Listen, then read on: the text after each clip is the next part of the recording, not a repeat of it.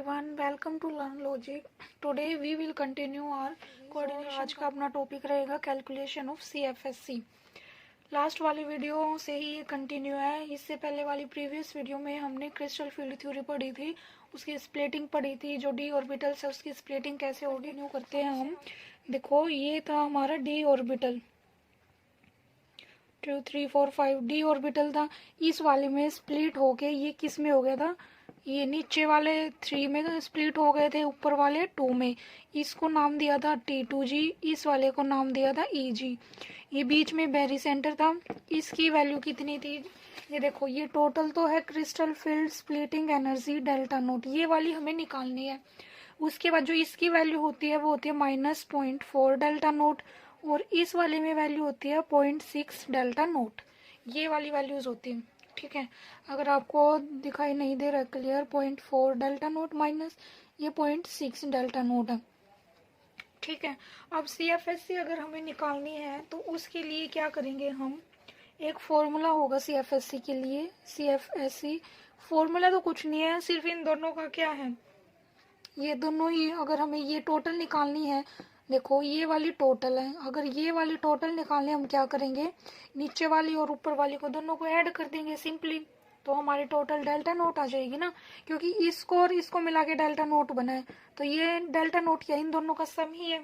तो क्या होगा, इसकी वैल्यू कितनी है, -0.4 डेल्टा नोट.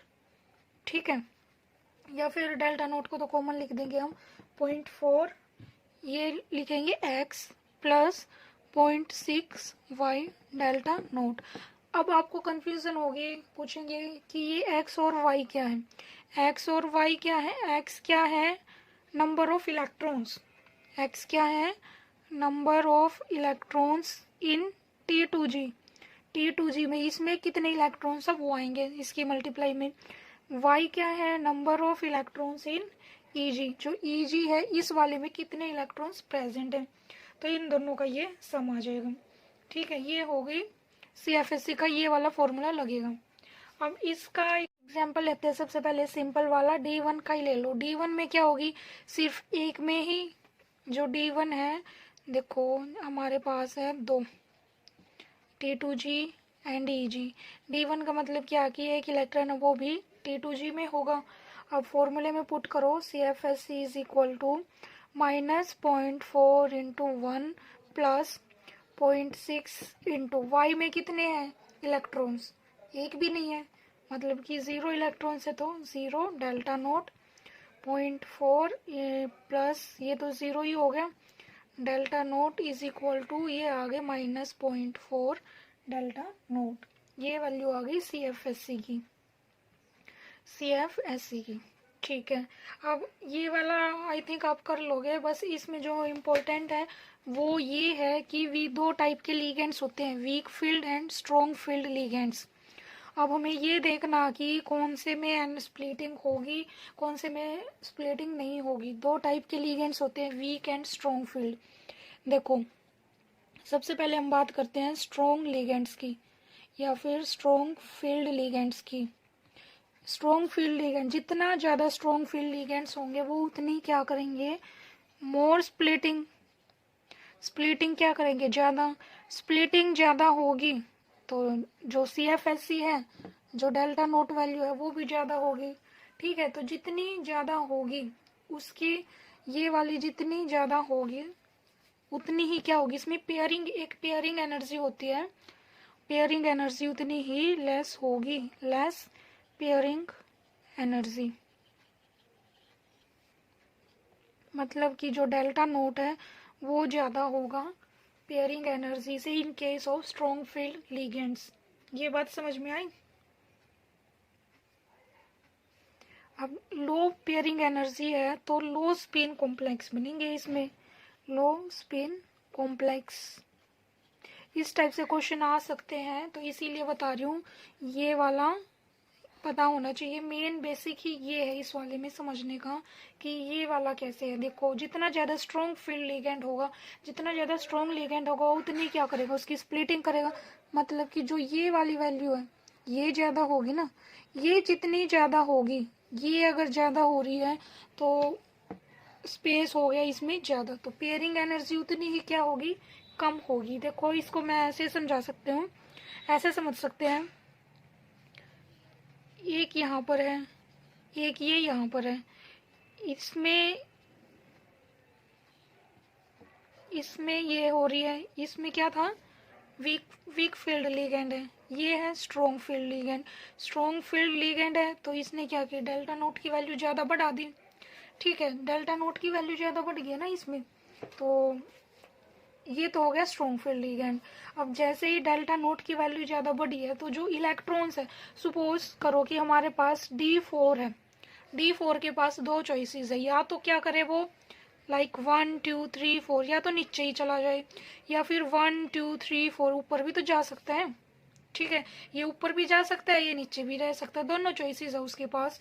अब मेरे को एक बात बताओ, इस वाले में वो जल्दी ऊपर जाएगा या फिर इस वाले में जल्दी जाएगा। इस वाले में देखो स्पेस कम है, तो उसको क्या चाहिए, एनर्जी क्या चाहिए ऊपर जाने के लिए, एक्साइट होने के लिए एनर्जी उसको क्या चाहिए, कम चाहिए। अब इस वाले में क्या, इस वाले में स्पेस बहुत ज़्यादा है, तो इसको इतनी इतनी ज़्यादा एनर्जी की रिक्वायरमेंट है उस इलेक्ट्रॉन को यहाँ से यहाँ जंप करने में।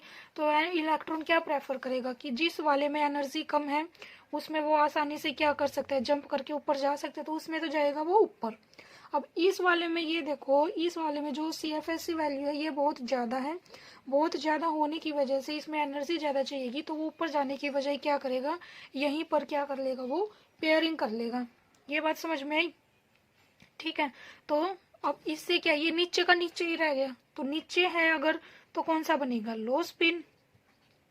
ठीक है, इस वाले में क्या ऊपर जा रहा है, तो ये बन गया हाई स्पिन, ये बनाएंगे हाई स्पिन कॉम्प्लेक्स। तो बस ये भी लिखवाने की नीड नहीं, अगर आपको ये वाला समझ में आ गया ना कंसेप्ट, तो ये भी लिखवाने की नीड नहीं, इसको आप अपनी लैंग्वेज में लिख सकते हैं जैसे आपको कंफर्टेबल हो।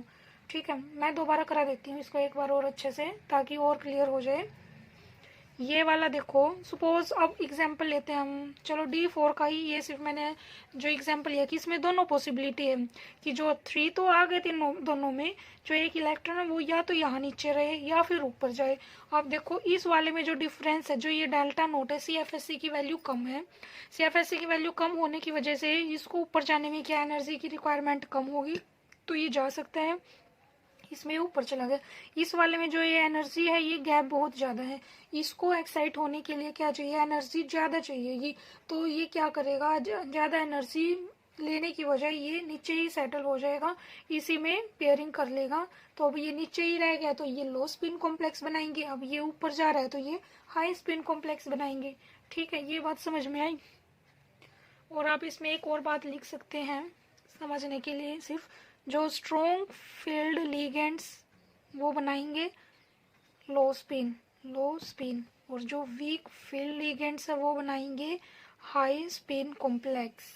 ठीक है, आपको जैसे भी ये याद रखना वैसे रख सकते, जैसे कि SL हो गया, NWH ऐसे याद रख सकते हैं।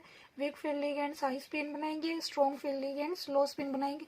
अब देखो ये भी बस मैं याद रखने का तरीका बताएं, क्योंकि अब आपके एग्जाम में अगर इस टाइप से क्वेश्चन आ जाते हैं तो ये थोड़ी है कि आप ऐसे निकाल के देखोगे कि इसमें कौन सा बनेगा कौन सा नहीं बनेगा। तो डायरेक्ट ये याद रखो कि जब भी वीक फील्ड लिगेंड होगा तो वो हमेशा हाई स्पिन बनाएगा। ठीक है, वीक फील्ड लिगेंड हमेशा क्या बनाएंगे, हाई स्पिन बनाएंगे। ऐसे ही जो स्ट्रॉन्ग फील्ड लिगेंड्स है वो लो स्पिन कॉम्प्लेक्स बनाएंगे। ठीक है, लो स्पिन का मतलब ये है कि इलेक्ट्रॉन ऊपर नहीं जाएगा, नीचे ही पेयरिंग करेगा। एग्जांपल करते हैं हम D6 का। अब इसमें ना D6 में हम दोनों केस देखेंगे, D6 वाले में लो स्पिन भी और हाई स्पिन भी।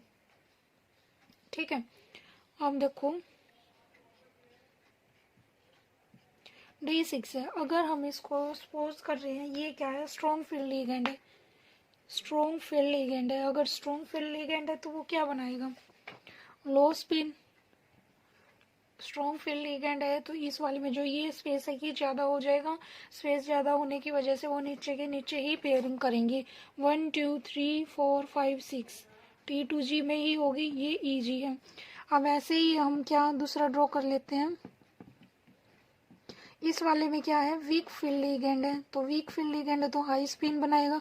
क्यों, क्योंकि इस वाले में जो ये एनर्जी है डिफरेंस ये वाला कम है, EG। तो इस वाले में 1 2 3 4, 5 एंड 6, ये तो आसानी से ऊपर चल रहा है, ये बना है। अब CFSC कैलकुलेट करो, क्या होगी -0.4 इंटू एक्स, क्या है कितने T2G में इलेक्ट्रॉन्स प्रेजेंट है, 6 इलेक्ट्रॉन प्रेजेंट है, प्लस 0.6 इंटू वाई में कितने 0 है, डेल्टा नोट। तो ये क्या हो जाएगी 4 6 24, तो ये होगी -2.4 डेल्टा नोट। ऐसे ही जो ये वाली है इसकी CFSC निकाल लो, क्या होगी -0.4 इंटू T2G में कितने इलेक्ट्रॉन्स हैं 1 2 3 4 इलेक्ट्रॉन्स है, प्लस 0.6 EG में कितने इलेक्ट्रॉन्स हैं 2 इलेक्ट्रॉन्स हैं। तो ये वाली क्या होगी -4 4 से 16 1.6 प्लस 1.2 डेल्टा नोट, और ये बनेगी -0.4 डेल्टा नोट, ये इसकी वैल्यू बनी है। ठीक है, तो ये दोनों की CFSC हम ऐसे फाइंड आउट कर सकते हैं। दूसरी बात क्या है, जो ये वाला वीक फील्ड लिगेंड्स है जिसमें हाई स्पिन बन रहा है, इसमें जो डेल्टा नोट है वो वाली वैल्यू कम है और ज़्यादा क्या है पेयरिंग एनर्जी ज़्यादा है। ऐसे ही इस वाली में जो डेल्टा नोट वैल्यू है तभी तो ये नीचे रह गया ना, इलेक्ट्रॉन्स ऊपर नहीं जा पाई, क्योंकि जो ये डेल्टा नोट है ये वाला जो गैप है वो ज़्यादा है as compare to pairing energy. अगर क्वेश्चन में डायरेक्ट ऐसे डी ऑर्बिटल के इलेक्ट्रॉन्स ना दे के ऐसे क्वेश्चन लिख they like this CONH3 6 3 positive, इस वाले में बोले कि CFSC फाइंड आउट करो, तो हम इस वाले में CFSC कैसे फाइंड आउट कर सकते हैं ऑफ CO3 पॉजिटिव की। इसमें हमने CFSC निकालनी है, तो कुछ भी नहीं है इसमें, सिर्फ हमें जो डी ऑर्बिटल्स है वो देखने हैं, उसमें कितने इलेक्ट्रॉन्स हैं उसके अकॉर्डिंग हम निकाल देंगे। दूसरी बात इसमें क्या है, पहले मैं करा चुकी हूँ, मैंने अपलोड भी किए हैं स्पेक्ट्रोकेमिकल सीरीज, उसमें सारे ट्रिक भी है कि कौन से स्ट्रॉन्ग फील्ड लिगेंड्स है कौन से वीक फील्ड लिगेंड है। जो अमोनिया है ये स्ट्रॉन्ग फील्ड लिगेंड्स में आएगा, तो जो स्ट्रॉन्ग फील्ड लिगेंड्स है वो क्या करेंगे, क्या बनाएंगे strong field ligands, low spin complex बनाएंगे। ठीक है, ये बात समझ में आई, मतलब कि पेयरिंग करानी है, जो भी ऑर्बिटल्स में इलेक्ट्रॉन होंगे उनकी होगी पेयरिंग। सबसे पहले CO3 पॉजिटिव है, इसकी इलेक्ट्रॉनिक कॉन्फ़िगरेशन निकाल लो, सेक्टिव कर्मन फीको निको फीको 27 D7 3D7 4s2 है, 3 पॉजिटिव मतलब कि 3 इलेक्ट्रॉन्स निकल गए इसमें, 3D6 क्या आ रहा है हमारे पास D6। दूसरी बात क्या है, ये लो स्पिन बनाएगा, लो स्पिन का मतलब क्या है कि नीचे ही पेयरिंग रहेगी, तो 1 2 3 4 5 एंड 6 ये बनेगी। अब बस कुछ नहीं है, CFSC डायरेक्ट फॉर्मूला लगा के -0.4 इंटू इलेक्ट्रॉन्स कितने हैं 6 है, प्लस 0.6 इंटू इसमें इलेक्ट्रॉन्स कितने हैं T2G जी में 0 है, डेल्टा नोट तो क्या आ गई -2.4 डेल्टा नोट इसकी वैल्यू आ गई। तो अगर इस टाइप से भी कॉम्प्लेक्स आ जाते हैं तो आपको ये वाला मेथड भी नहीं है, बस डायरेक्ट हमें डी ऑर्बिटल्स में इलेक्ट्रॉन फाइंड आउट करने हैं, वो करके सिर्फ ये वाला ही फॉर्मूला लगेगा डायरेक्ट, इससे हमारा क्वेश्चन निकल जाएगा। आई होप आपको ये समझ आया होगा। Thank you.